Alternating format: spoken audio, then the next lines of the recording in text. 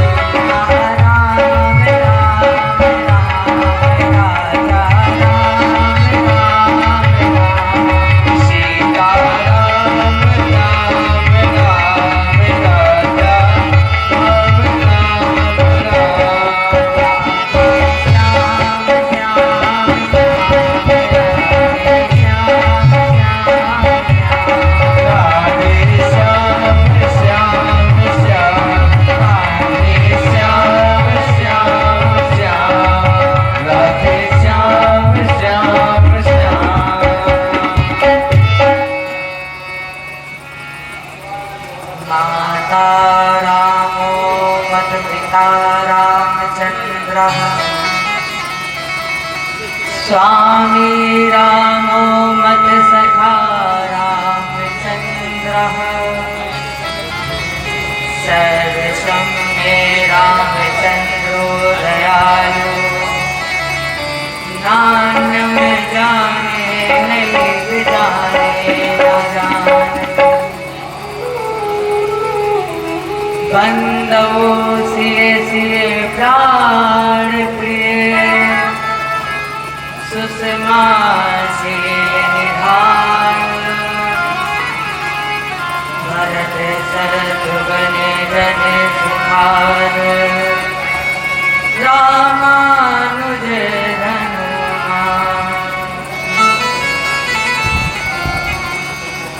बंदो श्री तुलसी के चरण जिनके नौ जग काज कलि समुद्र पूरत लखे प्रगटे सत्य जहाज सिया राम मैं सब जग जानी करहु प्रणाम जोर जुग पानी जय बोले सियावर रामचंद्र भगवान की जय बोले बाल कृष्ण भगवान की जय महादेव की जय हनुमान जी महाराज की जय पद गोस्वामी तुलसीदास महाराज की जय ओम नमः पार्वती पतये हर हर महादेव हर हर महादेव हर हर महादेव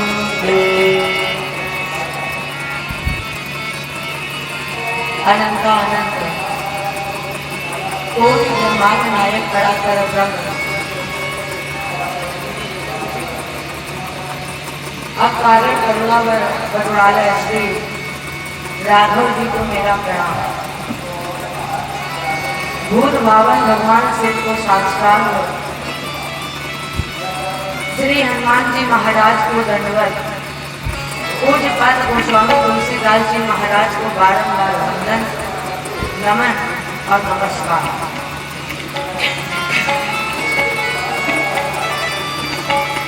बेड़ा दड़िवा में उपस्थित समस्त श्रद्धालु भक्तजन एवं करुणा में माताओं को मेरी ओर से सभी भक्तजनों को जय श्री राम।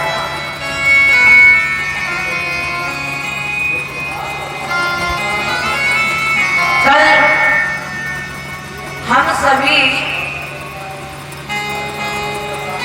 पंचम सत्र में श्री राम जी और मैया सीता के विवाह को सुना। हमारे राघव जी ने जो हमारे मुख से कहलवाया वो मैंने आप सभी को सुनाया। जैसे ही इधर मां ने प्रभु के गले में जयमाल डाला,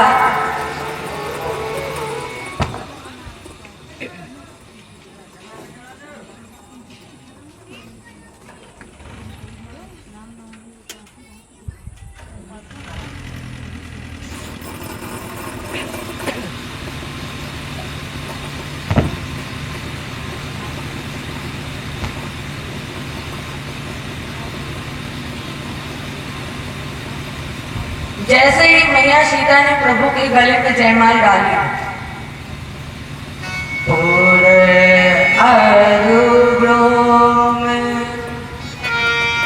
बाजने बाजे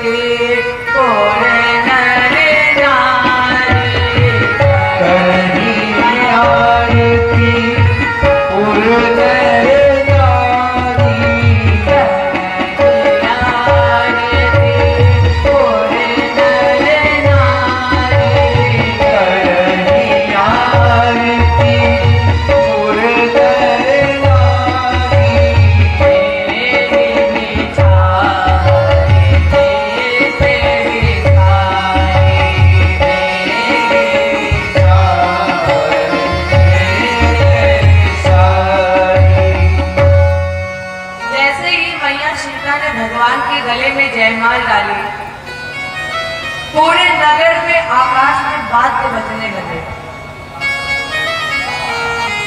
पुष्प की वर्षा होने लगी, चारों तरफ एक ही स्वर, जय बोलिए श्यावर रामचंद्र भगवान की जय।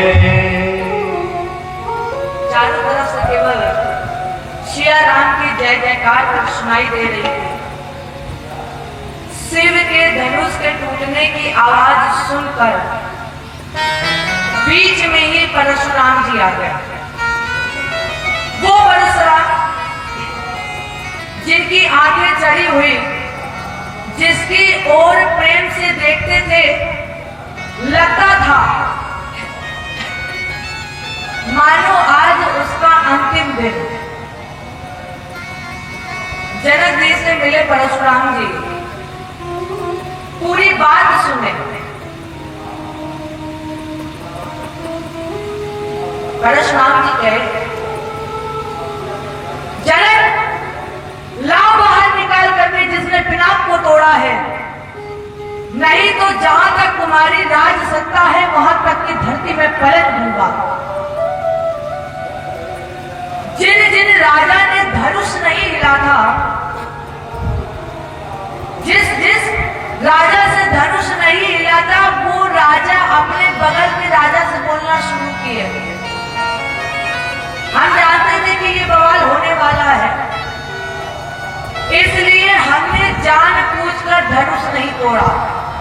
हम तो बस केवल नाटक करने गए, दिखाने के लिए कि हम चाहे तो धनुष तोड़ लें। राम जी आए आगे और आगे आकर के प्रणाम करे और कहते हैं, मुनिवर, इस धनुष को तोड़ने वाला कोई आपका दास होगा, कहिए क्या आज्ञा है। परशुराम जी बोले, राम, वो दास नहीं, वो मेरा शत्रु है, निकाल कर बाहर करो उसे, नहीं तो मैं इस सभा में जितने राजा बैठे हुए हैं, मैं सभी राजा को मार दूंगा। अब यहाँ पर राम जी और परशुराम जी के बीच में खूब वार्ता हुई। अंत में राम जी ने कहा, मुनिवर, मेरा अपराध उतना बड़ा नहीं है जितना बड़ा आपका क्रोध हो गया है। आप कह रहे हैं किसने तोड़ा?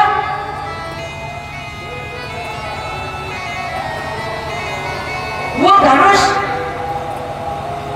पुराना था, छुआ और टूट गया। रही बात युद्ध की, तो मैं रघुवंशी हूं। रघुवंशी काल से भी नहीं डरता, युद्ध है, लेकिन काल से भी लड़ने वाला रघुवंशी राम परशुराम जी से नहीं लड़ेगा। क्यों? क्योंकि आप ब्राह्मण हैं, और जो ब्राह्मणों के चरणों में निष्ठा रखता है, वो पूरे ब्रह्मांड में निर्भय बन के रहता है। इसलिए मैं आपसे लड़ूंगा नहीं। परशुराम जी को परिचय मिला राम जी का। 9 बार जय जयकार करके, क्षमा याचना करके परशुराम जी महेंद्र पर्वत पर वापस आ गए। विश्वामित्र जी के कहने से महाराज ने दूत को भेजा पत्र देकर और कहा, आप जाइए अयोध्या पहुंचिए, महाराज को आप पूरी सूचना सुनाइए।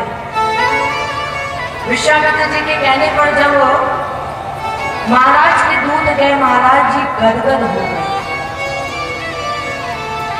चक्रवर्ती जी जाकर गुरु जी को जब सुनाए हैं, गुरु जी ने तुरंत बारात निकालने का मुहूर्त बताया। अब यहाँ पर एक बात याद रखिएगा, विवाह का मुहूर्त निकला नहीं,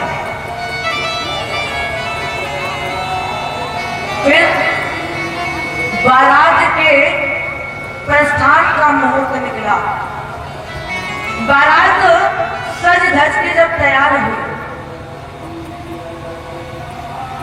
4 दिन में अयोध्या से चलकर मिथिला पहुंची। 15 दिन पहले विवाह के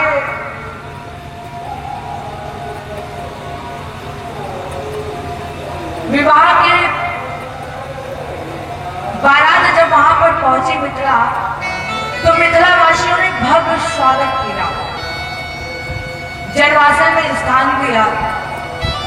श्री जनक जी महाराज ने राम और लक्ष्मण जी जाकर पिताजी से जब मिले हैं। सखियों ने जब राम जी और लक्ष्मण जी भरत शत्रुघ्न जी को देखा, मेरी सीता मैया की प्रार्थना करने लगे, हे ब्रह्मा जी, बारात भले ही एक जन की आई है, लेकिन आप ऐसा चक्रव्यूह घुमाइए, ऐसा कोई उपाय करिए कि मिथिला में चारों भाइयों का विवाह हो जाए। यहां से एक भाई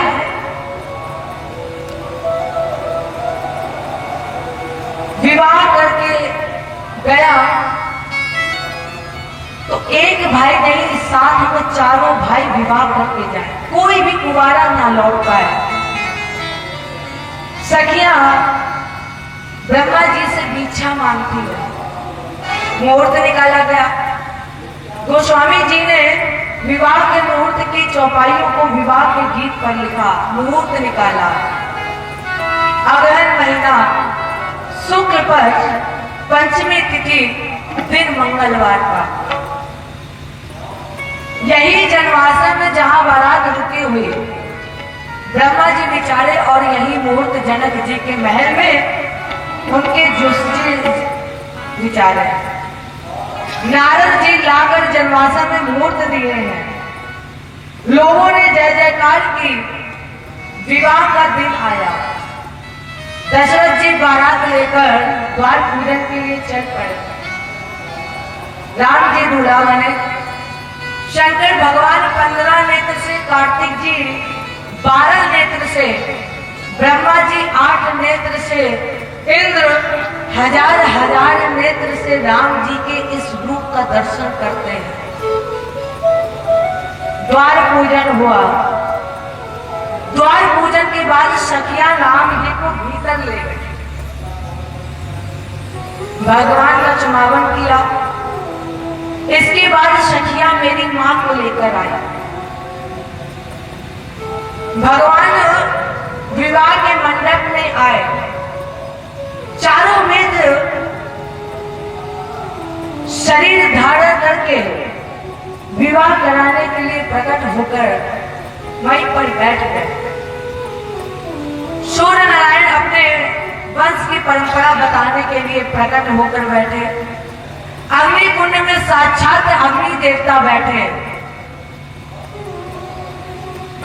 और उस मंडप में सबसे पहले गणपति भगवान का पूजन हुआ। पद प्रचालन हुआ। स्वर्ण थाल में लेकर जल सुनैना मैया के साथ महाराज जनक मेरे प्रभु श्री राम के चरणों को पखारना प्रारंभ करें। पूरा देश समाज देवता कौन से चरण पखार रहे हैं? कौन से? ये वही चरण है जिसको देखने के लिए महात्मा मुनि ध्यान करते हैं। ये वही चरण है जो शंकर जी के मन में रहते हैं, जिनसे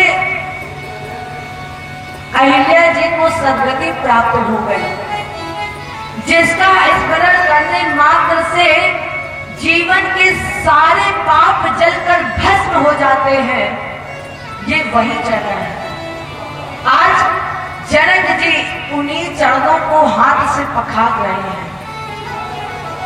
ब्रह्मांड में जनक जी से ज्यादा सौभाग्यशाली दूसरा कोई और जीव नहीं हो सकता, जिन्हें राघव जी के चरण को स्पर्श करने का अवसर मिला। पखारने का अवसर मिला। सातोचार हुआ, फिर पानी पिलाया संस्कार हुआ। इन सब संस्कार के बाद जब कन्यादान हुआ, विधिवत और विधिवत गठबंधन हुआ, और जब बाद में भवरी पड़ी है, मुनियों ने राम जी को आदेश दिया कि आप सीता जी की मांग में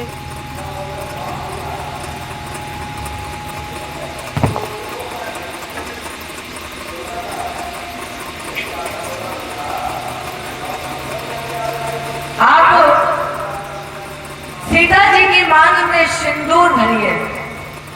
और जैसे ही मुनियों ने राम जी को आदेश दिया, आदेश मिला, राम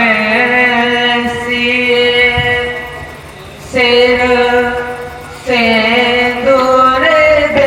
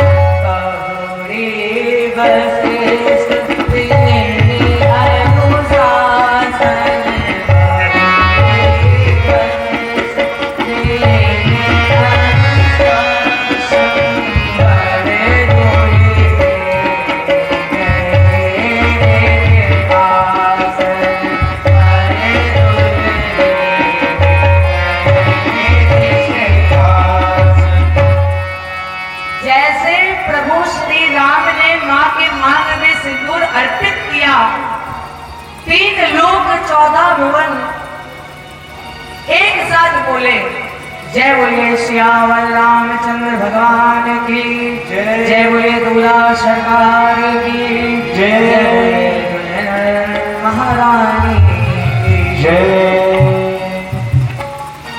अब गुरुदेव भगवान ने आदेश दिया कि दूल्हा दुल्हन दोनों एक आसन पर विराजमान हो जाए।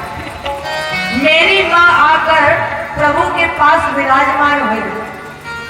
दशरथ जी महाराज देख के गदगद हो गए। इधर गुरु जी ने तीनों बेटियों का अभी विवाह उसी मंडप में किया।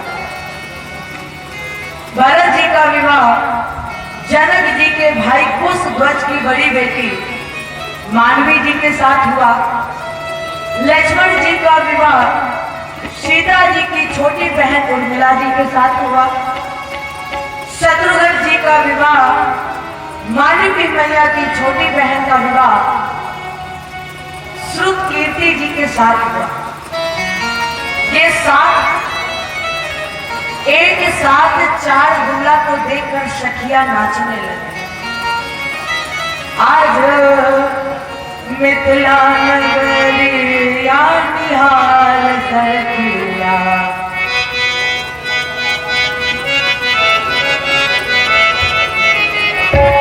चारों दुल्हा में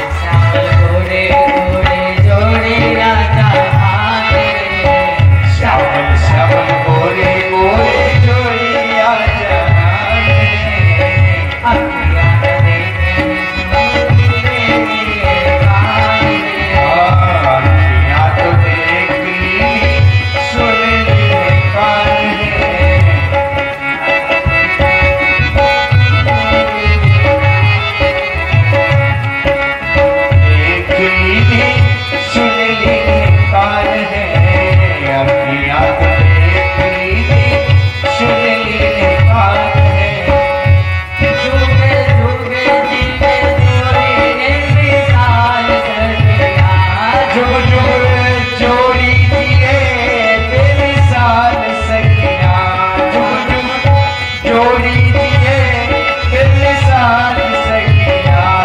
चलो दुल्हा में बरका कमाल सखिया, चारों दुल्हा में बरका कमाल सखिया। आज मिथिला नगर के आधार, जय हो आज मिथिला नगरी जानी हाल सखिया। चलो दुल्हा चल दुल्हा में बरका कमाल सखिया, चलो दुल्हा में बरका कमाल सखिया।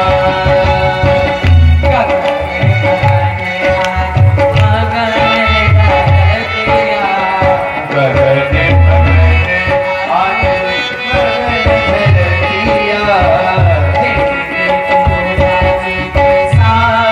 धरतिया, देख देख दुल्हा जी की सावरी सूरतिया।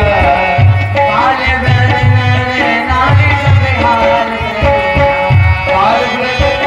नारी हमें सब हाल सखिया, चलो दुल्हा में ओ चलो दुल्हा में बरका कमाल सखिया। आज मिथिला बरका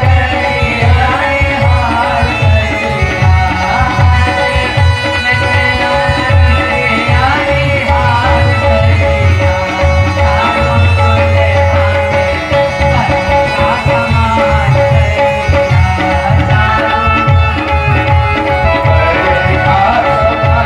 सखिया, चलो दुल्हा में बरका कमाल सखिया। बोलिए दूल्हा सरकार की। आज मिथिला नगरी आधार सखिया, चारों दुल्हा में बरका कमाल सखिया। सखिया नाच रही हैं इसी दृश्य के साथ कि भगवान दूल्हा स्वरूप में रात्रि में विश्राम करेंगे मिथिला।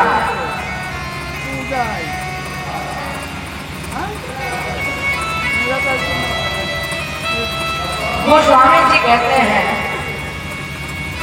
जब विवाह करके भगवान अयोध्या आए, जिस दिन से भगवान विवाह करके आए श्री राम अयोध्या में अवध में, नित नव मंगल मोद बधाए।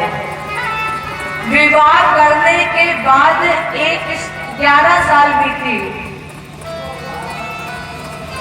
11 वर्ष बाद राम जी का वनवास हुआ। और गोस्वामी जी कहते हैं कि 11 वर्ष अयोध्या में क्या हुआ, नित नव मंगल मोद बधाए। अयोध्या में नित नवीन मंगल बधाई गाई जा रही है, जिसको देखिए वो सब महोत्सव में लगा हुआ है। मानव शरीर मिलना ही सबसे बड़ा उत्सव है।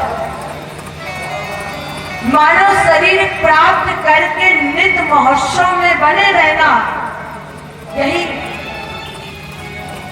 उत्सव है। मेरे राघव जी जब वन में रहते हैं तो लगता है जैसे इंद्रलोक में विराजमान हो रहा हो।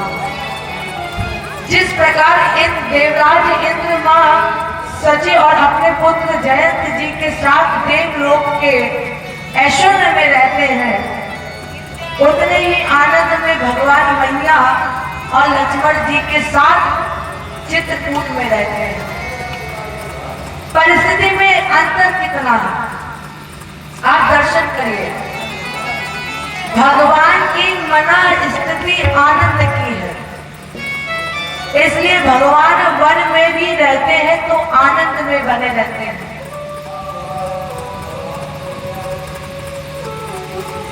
सुनैना जी मैया सीता से कहती है, बेटी आज के बाद तुम्हारा परिवार तुम्हारे लिए तुम्हारा ससुराल है। आज के बाद तुम्हारे पति की पूजा, तुम्हारी पति की आज्ञा का पालन करना ही तुम्हारा धर्म है। एक बात और मैया सुनैना सीता जी को समझाती है, बेटी ससुरे में रहिया तू चांद बन के, बेटी ससुरा में रहिया तू चांद बन के।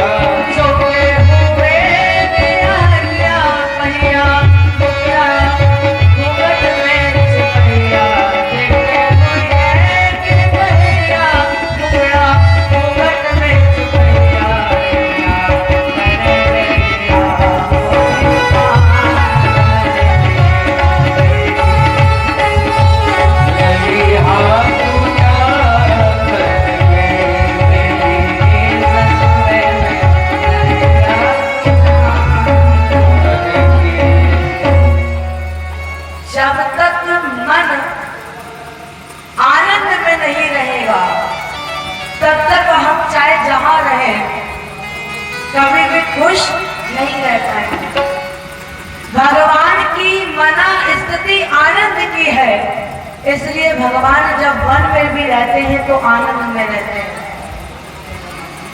11 वर्ष तक आनंद महोत्सव चलता रहा अवधवासी।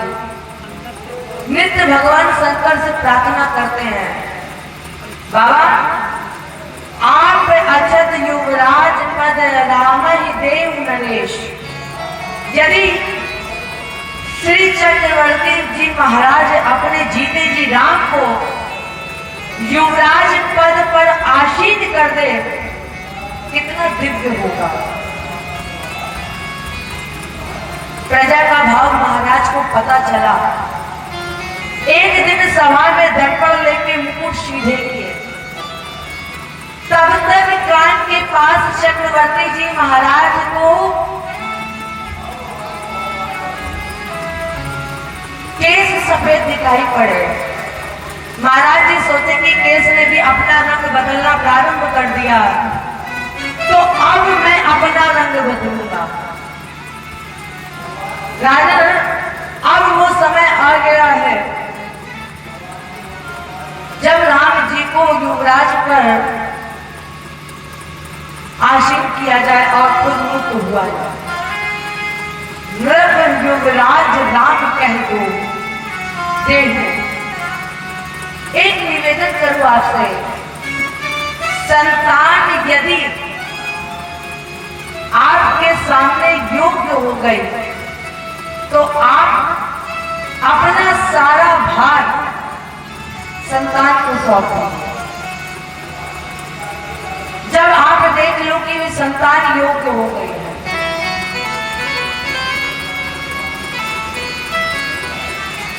लेकिन मुक्त कोई करता नहीं है। मुक्त कोई करता नहीं है, मुक्त होना पड़ता है। जब तक आप इन्हीं सब कामों में बंधे रहोगे तब तक आप मुक्त हो ही नहीं सकते।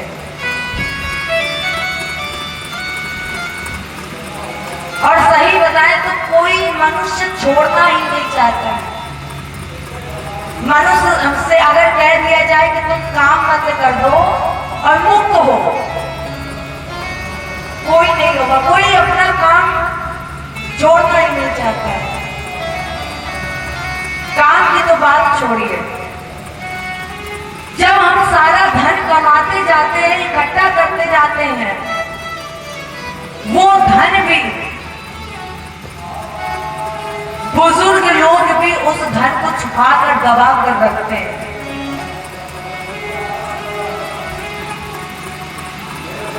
और जब आप जितना धन समेटते जाओगे तो आपके जाने के बाद वो धन कोई दूसरा खाएगा। आप यदि अपने आप ही सामने वाले को सौंप देंगे तब आपके लिए अपने आप ही मुक्ति का दरवाजा खुल जाएगा। मुक्ति, लोग ये कहते हैं कि हम मर जाएंगे तो हम मुक्त हो जाएंगे। मरने के बाद मुक्ति नहीं होती है। मरने के बाद केवल वो 13 दिन वाली नहीं होती, इतनी रही वो होती है। मुक्ति क्या? जब हम सामने वाले को सब कुछ सौंप दें और सौंपने के बाद हम भगवान को प्राप्त कर लें, भगवान को प्राप्त करके हम मुक्त हो जाएं, वो मुक्ति मुक्ति है। जो जीते जी मुक्त नहीं हो पाया वो मरने के बाद कदापि कभी भी मुक्त नहीं हो पाएगा। चौथे पन जाही नृत कानन, ये मुक्ति है। पहले के जो राजा थे चौथे पन में वन में जाते थे, और आप वर्तमान में तो वन में जाने की आवश्यकता ही नहीं है। अब ये भी नहीं कहा जा सकता कि आप वन जाइए, आप घर में भी रहिए, लेकिन घर में भी रह के वन की तरह रहिए, आनंद में रहिए। क्योंकि जीवन में बुढ़ापे को आनंद पूर्वक बना के हमेशा रखना चाहिए। आप हमेशा जीवन में अपने आप को मरा हुआ समझिए, मरा हुआ मान लीजिए, और जब आप अपने जीवन में अपने आप को मरा हुआ मान लोगे तो आप हमेशा आनंद में ही बने रहोगे। क्यों? जब मान लोगे तो किसी चीज का कोई फर्क नहीं पड़ेगा कि घर में कौन क्या कर रहा है, क्या ले जा रहा है, क्या खा रहा है, क्या पी रहा है।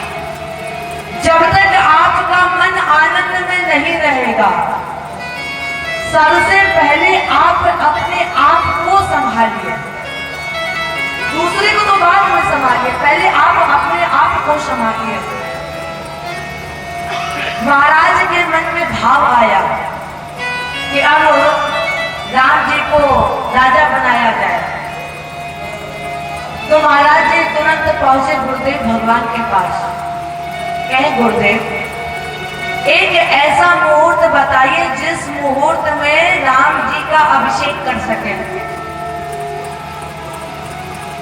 गुरुदेव भगवान तो त्रिकालदर्शी हैं, जान रहे हैं कि मुहूर्त पूछ रहे हैं, और जो मुहूर्त महाराज जी पूछ रहे हैं वो मुहूर्त 14 वर्ष बाद दिखाई पड़ रहा है।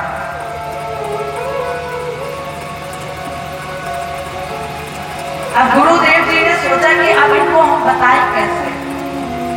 गुरु जी ने कहा, महाराज आप मुहूर्त मत पूछिए, वेग विलंब न करिए नभ, साजिए सबुई समाज, सुदिन सुमंगल तब ही जब, राम होई जुगराज।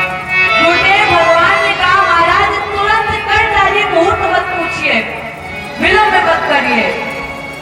अब गुरुदेव भगवान तो इसलिए बोले कि कहीं मेरी बात मानकर महाराज इसी समय इसी क्षण राम जी का अभिषेक कर दें, रात्रि न आने पाए,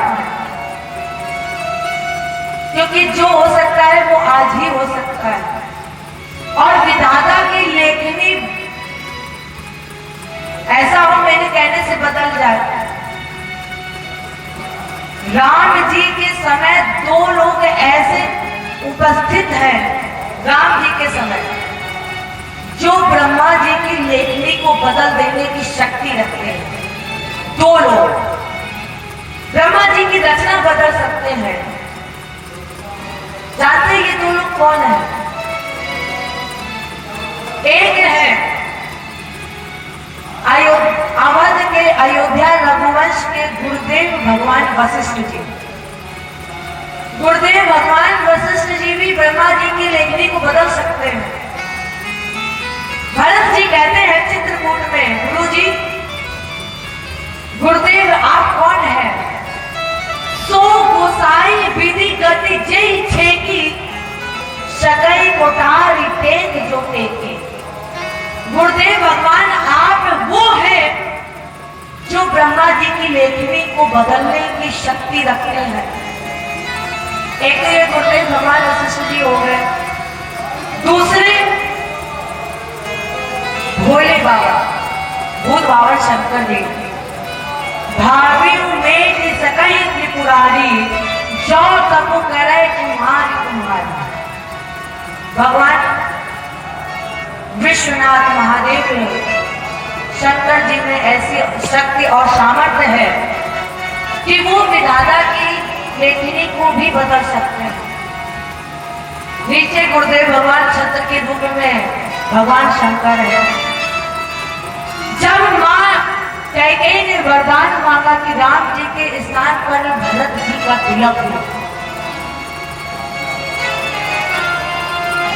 और राम 14 वर्ष के लिए उदासीन व्रत का संकल्प लेकर वन में जाए। जब राम जी को भवन में आकर माँ कैकेयी की पूरी बात को सुने हैं और पिताजी को दंडवत किए, तो महाराज जी ने राम जी को हृदय से लगाया और कहते हैं आशुतोष तुम अब घर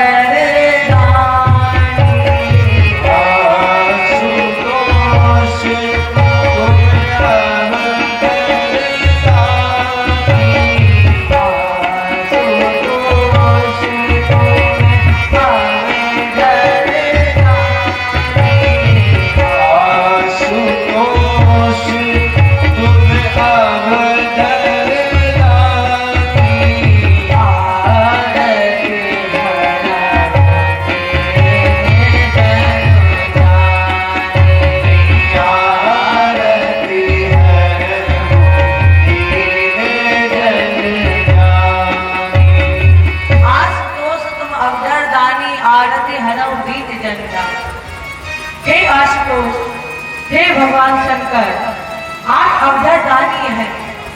दीन जानकर इस दशरथ को आज मेरे आत्मा को समाप्त कर दिया। भगवान शंकर ने पूछा, क्या चाहते हैं आप?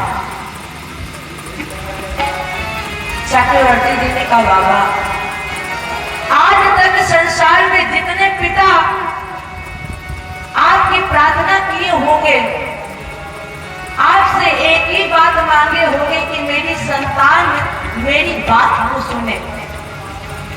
बाबा आपसे यही माने होंगे कि मेरी संतान मेरी हर एक आज्ञा का पालन करे, परंतु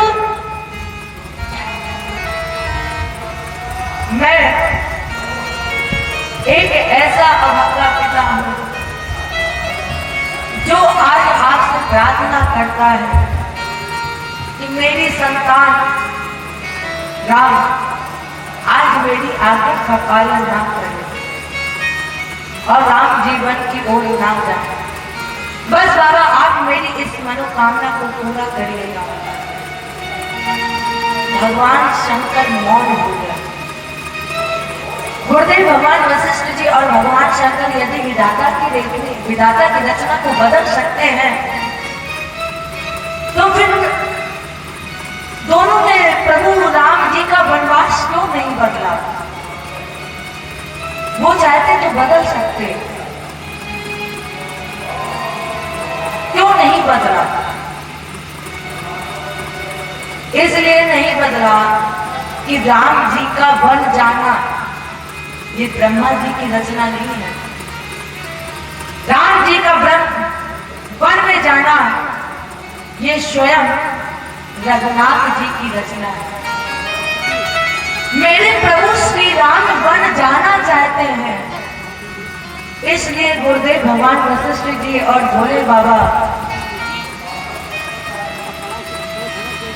इस रचना को नहीं बदल पाए। सजीवन सरो समाजू सब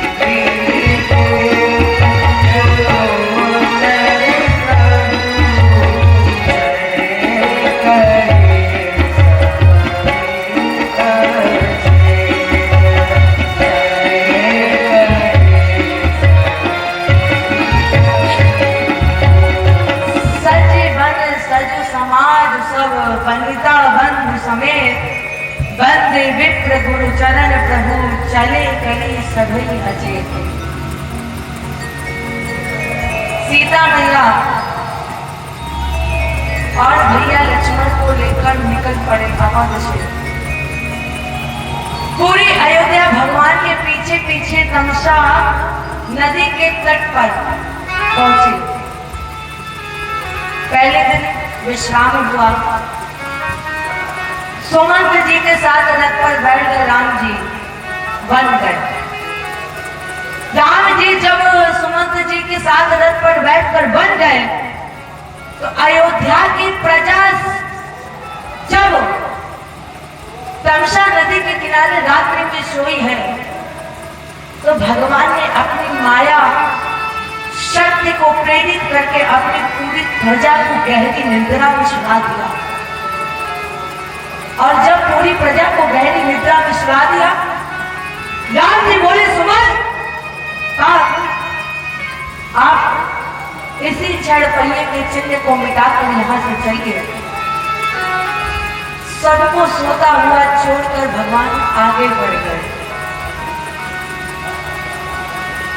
प्रातःकाल अवधवासी जब जगे तो राघव को ना देखकर अयोध्यावासी बहुत रोए हैं। आज के बाद ये अयोध्या कैसे रहेगी राम के बिना?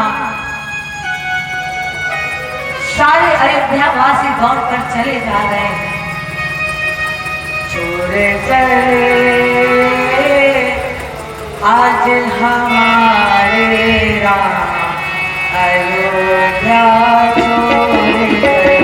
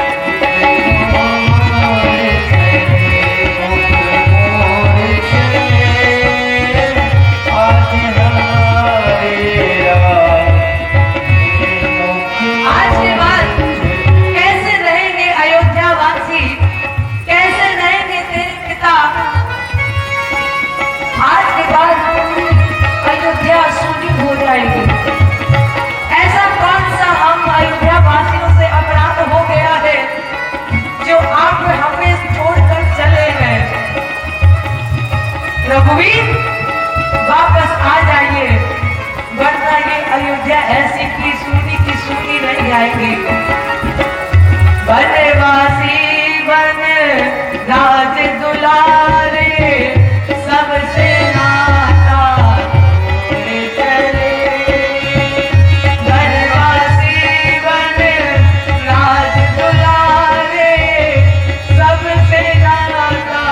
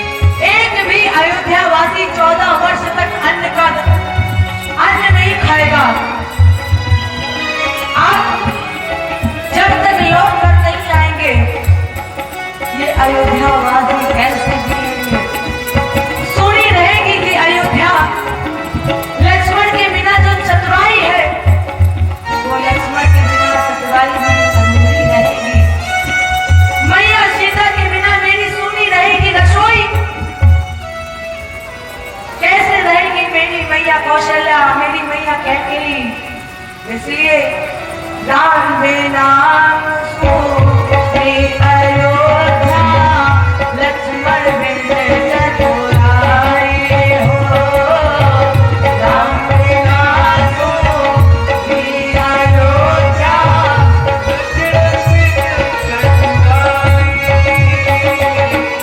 सीता बिन सोनी रसोइया, कौन करे चतुराई। सीता बिन सोनी रसोइया, कौन करे चतुराई।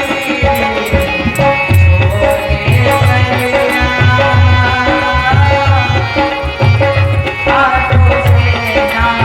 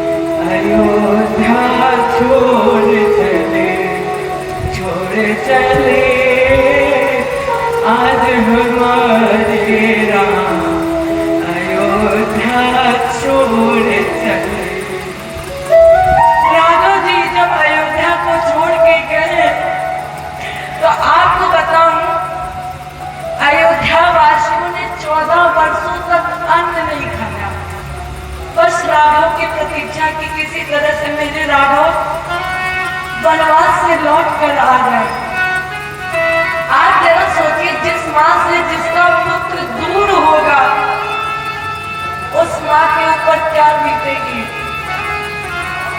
एक बार एक माँ ने अपने बेटे को बहुत पढ़ाया लिखाया। वो माँ घर घर में जाकर बर्तन मांज के अपने बेटे को पढ़ाती लिखाती है, और जब वो पढ़ लिख जाता है तो उस बेटे की विदेश में नौकरी लग जाती है।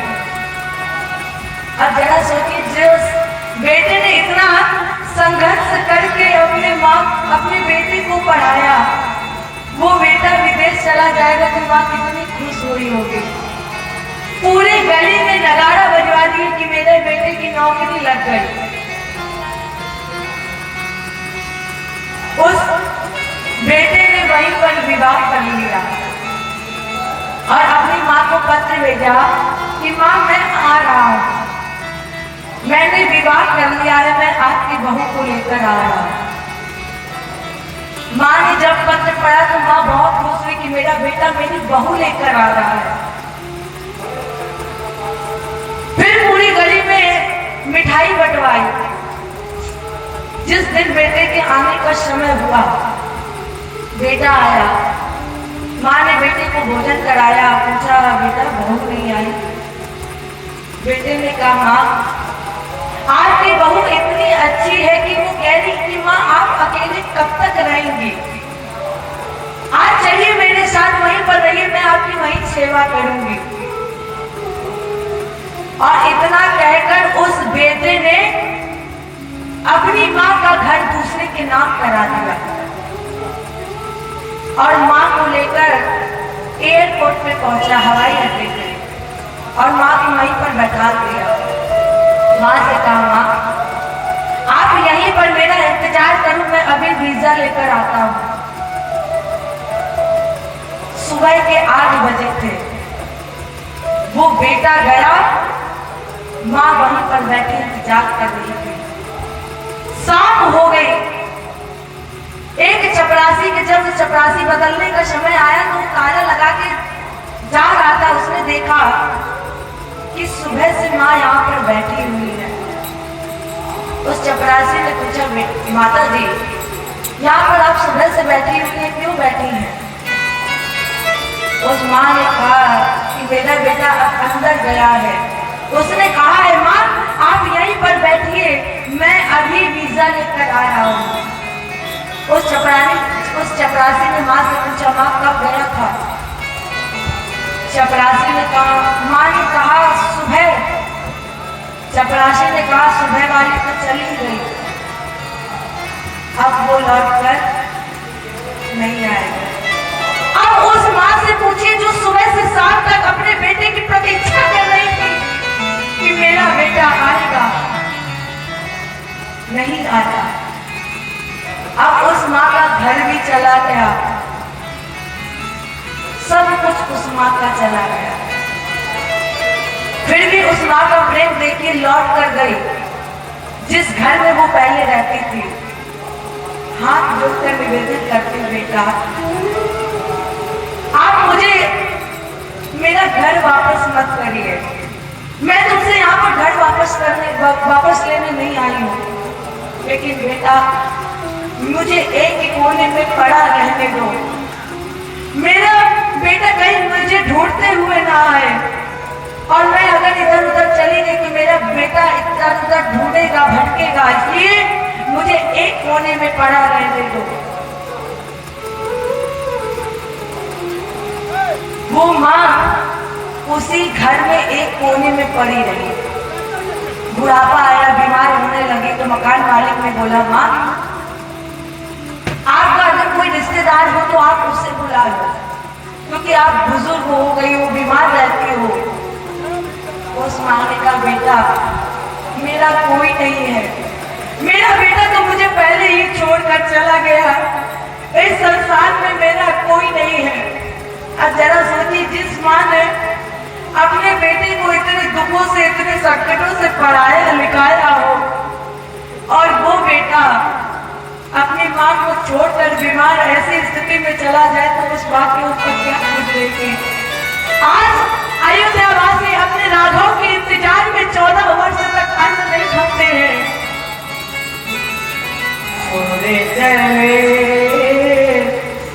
आज हमारे अयोध्या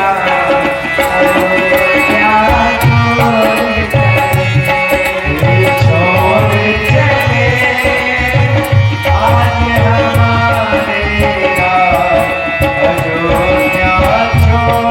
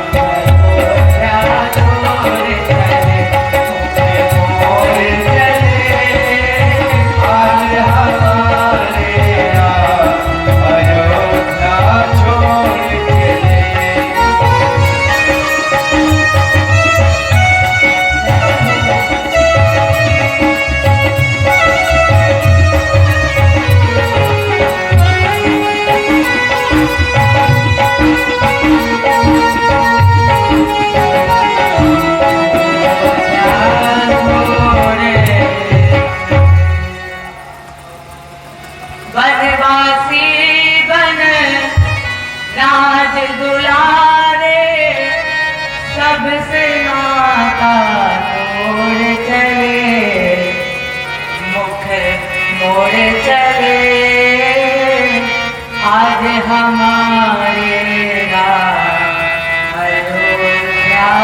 छोड़ चले। अयोध्या वासी फलाहार पर रहे जब तक भगवान लौट कर नहीं आए। इधर राम जी सिंगवेटपुर पहुंचे हैं। निषाद राज गुरु से मिले। गुरु से निषाद जी ने कहा, प्रभु 14 वर्ष यदि आपको अवध से बाहर रहना ही है तो आप तो वैसे भी अवध से बाहर आ ही गए हैं। आप मेरी प्रार्थना स्वीकार करिए ना। आप 14 वर्ष तक सिंगवेटपुर में आकर रहिए।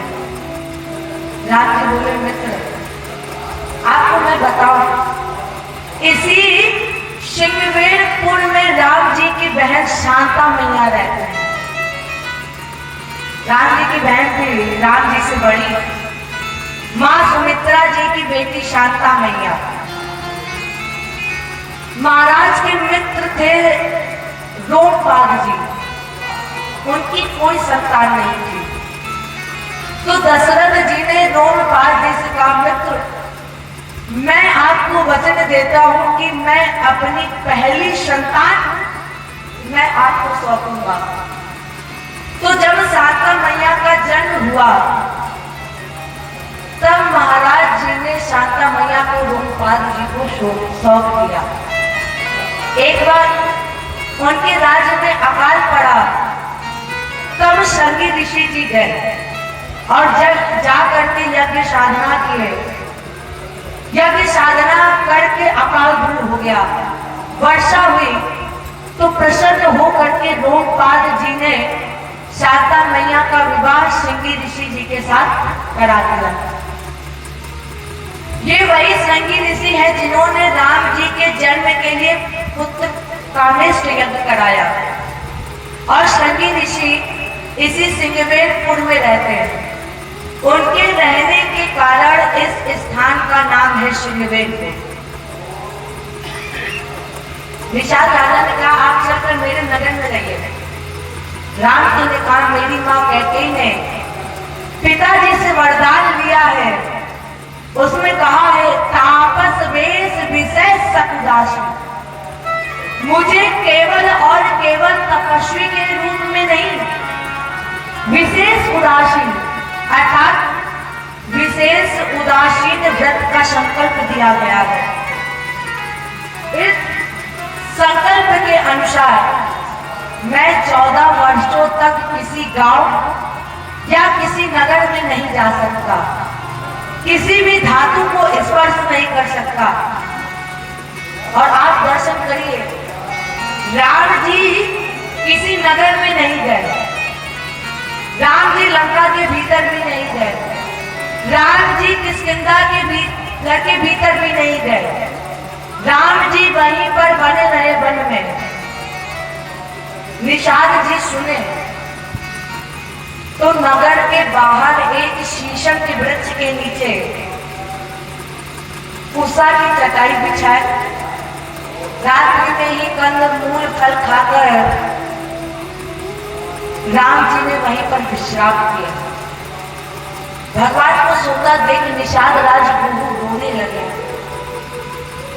कैकेयी मैया ने आज भगवान को कितना दुख दे दिया, कितना संकट दे दिया कैकेयी मैया ने। लक्ष्मण जी ने कहा, आप भ्रम में जी रहे हैं। क्यों? क्योंकि कोई किसी को सुख देता नहीं है, ना ही कोई किसी को दुख देता है। हमारे द्वारा किए हुए कर्म ही हमको सुख और दुख देते हैं। अगर हमारे कर्म अच्छे होते हैं तो हमें सुख मिलता है, और अगर हमारे कर्म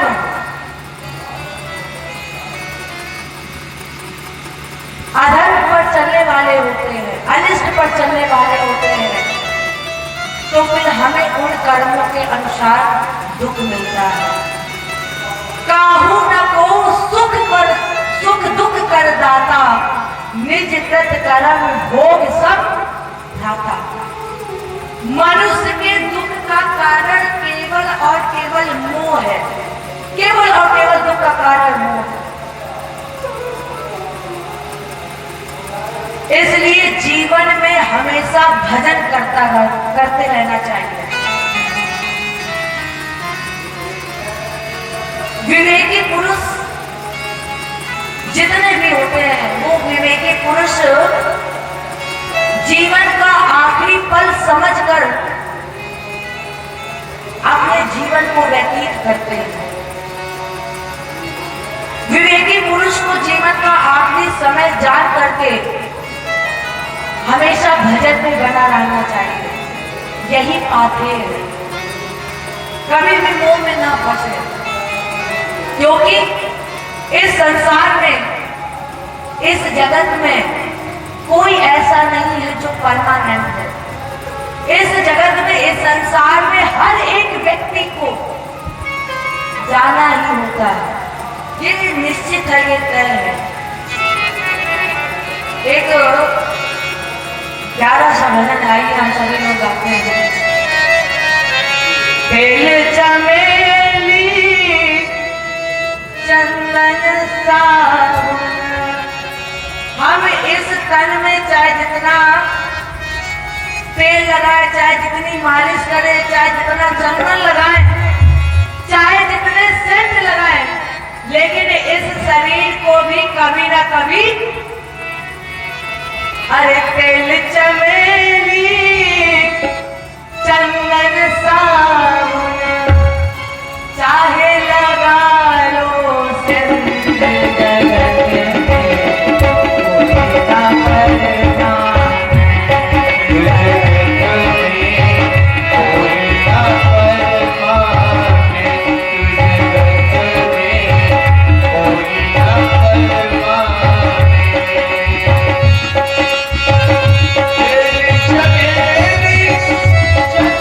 सा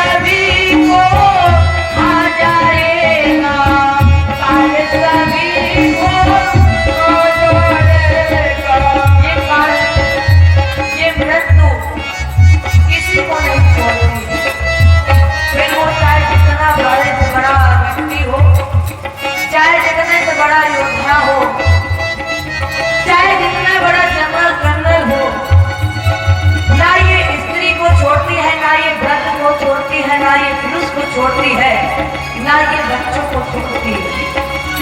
ये काल कब किस पर आ जाए किसी को कोई खबर नहीं। इसीलिए कहा जाता है काल सभी को आ जाएगा, काल सभी को आ जाएगा, लेडीज हो या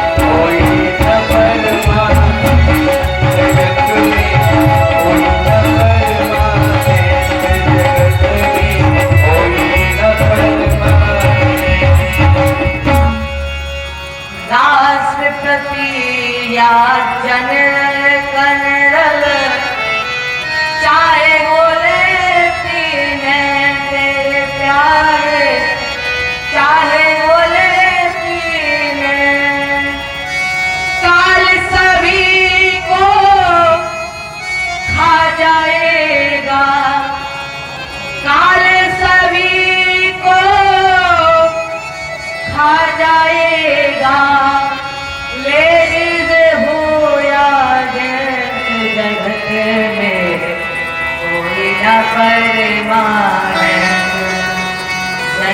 में कोई ना परिमाण। इस संसार में हर एक व्यक्ति को कभी ना कभी इस संसार को छोड़कर जाना है। जो राम के नाम के व्यवहार में लगा हुआ है, राम के नाम में नहीं, जो राम के नाम के व्यापार में लगा हुआ है, वो व्यक्ति मोह की रात्रि में जगा हुआ है। लक्ष्मण जी कहते हैं, एहि जग जामिनी जागहि जोगी, परमारति प्रपंच वियोगी। निषाद जी, आप जिनके लिए रो रहे हो वो राम जी जीव नहीं है, वो राम जगदीश है, ब्रह्म है। इनके चरणों में प्रेम करना ही परमार्थ है, परम परमार्थ है। निषाद जी भगवान के चरणों में दंडवत करते हैं, प्रणाम करते हैं। अगले दिन बरगद के वृक्ष के दूध को मंगाकर केश में लगाकर सिर पर जटाओं का मुकुट बनाया। लक्ष्मण भैया के साथ सुमंत जी ने कहा कि भैया महाराज ने आपको 4 दिन वन दिखाकर वापस बुलाया है। महाराज दशरथ जी ने कहा था कि आप राम जी के साथ जाइए और 4 दिन तक वन को दिखा करके आप वापस ले आइएगा। लेकिन राम जी ने सत्य की दुहाई देकर मना कर दिया। परवश होकर सुमंत जी को अयोध्या की ओर विदा किया। अब राम जी गंगा जी के किनारे गंगा जी को पार करने आए। इस गंगा जी के किनारे यहाँ पर केवट जी खड़े हैं नाव लेकर। मानस के अद्भुत पात्र हैं। भगवान ने नाव मांगी, केवट जी नाव ले आइए।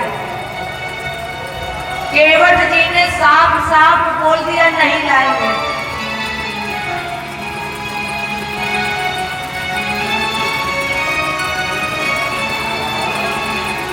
राम जी ने पूछा क्यों?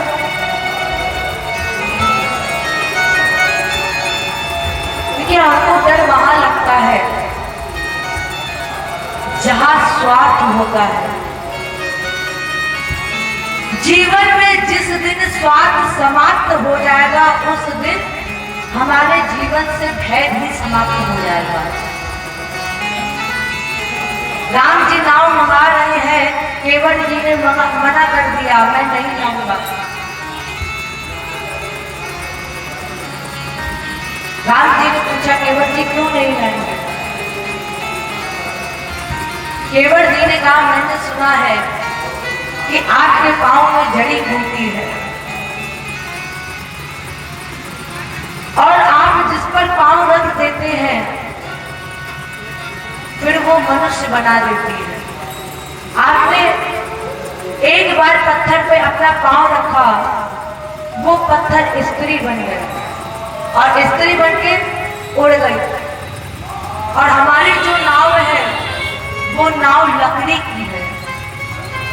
आपके चरण पत्थर से भी कोमल है।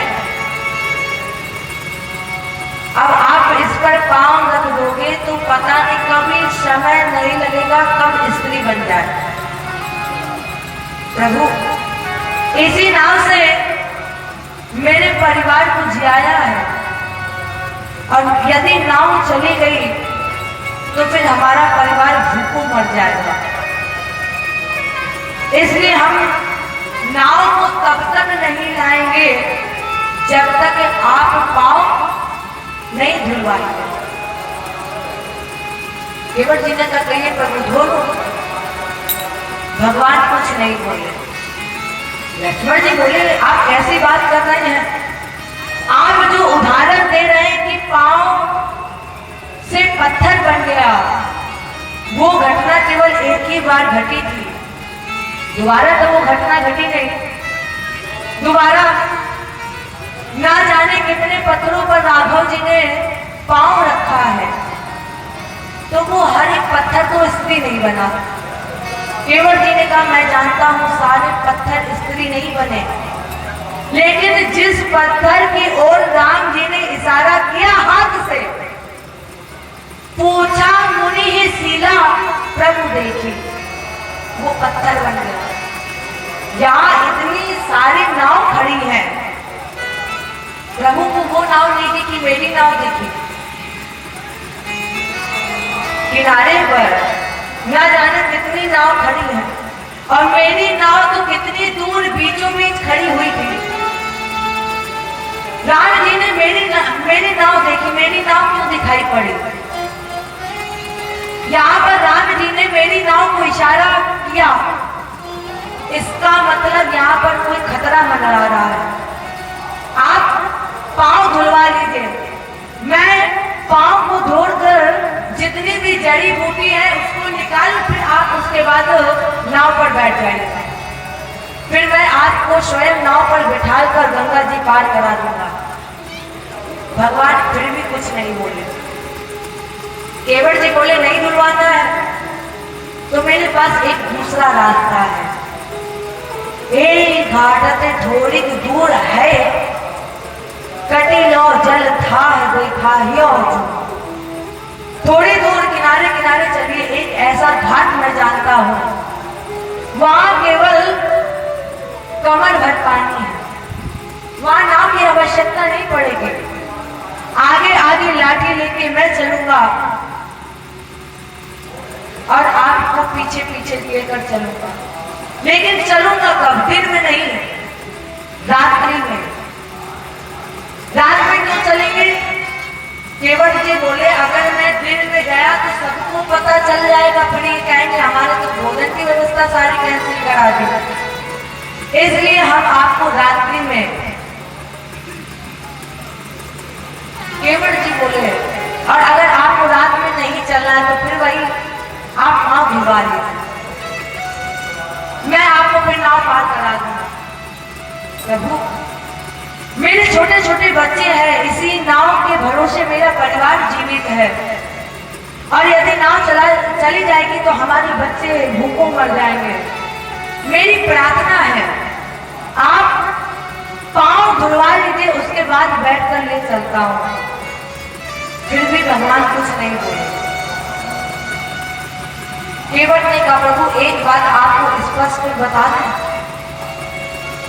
हमारे पर बाबा नाव चलाए हैं, पर बाबा के बाद हमारे बाबा नाव चलाए हैं, बाबा के बाद हमारे बापूजी नाव चलाए हैं, बापूजी के बाद अब मैं नाव चला रहा हूं। ये नाव चलाना हमारी खानदानी पेशा है प्रभु, हम इसके अलावा कोई दूसरा कर्म नहीं करते हैं, नाव से ही हमारा परिवार जीवित है। इसलिए हाथ जोड़कर प्रार्थना है आप पांव धुलवा लीजिए। बात छोटी है सिर को हिला दीजिए, बात छोटी है सिर को हिला दीजिए, बात छोटी है सर को हिला दीजिए, बात छोटी है सिर को हिला दीजिए, बात छोटी है सिर को हिला दीजिए, बात छोटी है सिर को हिला दीजिए।